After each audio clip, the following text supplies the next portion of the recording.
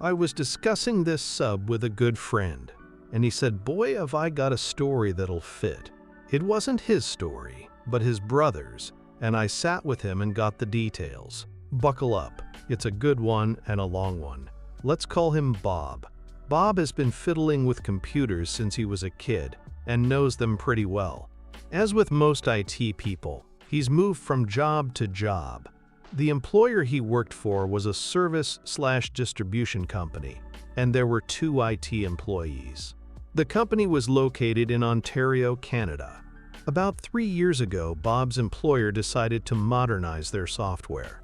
They had separate programs for dispatching, for inventory, for payroll and finances, and it was complicated moving information from one program to the other. They decided to get an ERP, Enterprise Resource Planning program, and Bob recommended one that he knew inside out from a previous employer. For those of you who don't know, an ERP program handles everything: purchase orders, sales, inventory, personnel, vendors, customers, all of it. You can run a report and find out which customer has bought the most Part ABC in the last year, which salesman has improved his numbers the most, which vendor has the fastest delivery time, which shipper packed the most orders. Everyone in the company used the ERP program, but it was very complicated, and they used the aspects of it that related to their position. For example, the receiver would accept a shipment, verify the quantity, confirm it was received, and the inventory stats would be available to the salespeople if they wanted to look up how many were on hand. The receiver didn't care what the price was or who the vendor was, he just did his job.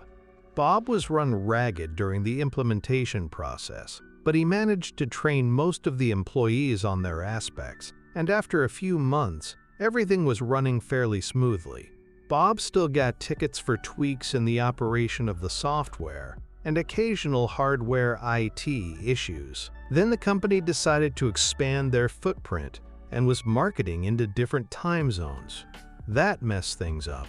Atlantic Canada is 90 minutes early, so if someone sent an email or an order at 8 a.m. their time, it would arrive at 6:30 a.m. Ontario time. Pacific Canada is 3 hours late. .so, an email sent at 3 p.m. Vancouver time would arrive at 6 p.m. This stretched out the day. So many staff came in early and worked late. Bob would arrive at 8 a.m. and there would be people that demanded his immediate assistance and were annoyed that he didn't respond instantly, even though their request was submitted before his start time. Same with late in the day. His phone would ring at dinner time with people that wanted help right now. They decided to stagger his and his IT colleagues' shift times. Bob would start at 6 a.m. and work till 2:30, and his colleague would start at 10:30 a.m. and work till 7 p.m. Bob's colleague had kids and refused the shift change. The employer insisted. The colleague quit. That meant that Bob was the only person in the IT department. The employer said they would look to hire a new IT guy, but they had trouble finding one that knew the ERP system. And they were offering well under a market value salary. Bob asked for a raise and was denied. Then he wanted overtime, and the employer told him that as an IT specialist, he was exempt from overtime laws in Ontario. Bob looked it up, and the employer was correct.